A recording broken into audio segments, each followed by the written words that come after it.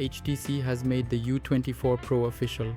The phone comes with a 6.8-inch OLED touchscreen with 120Hz refresh rate. Powering the phone is the latest Snapdragon 7 Gen 3 processor. It runs Android 14 and has an IP67 rating for dust and water resistance.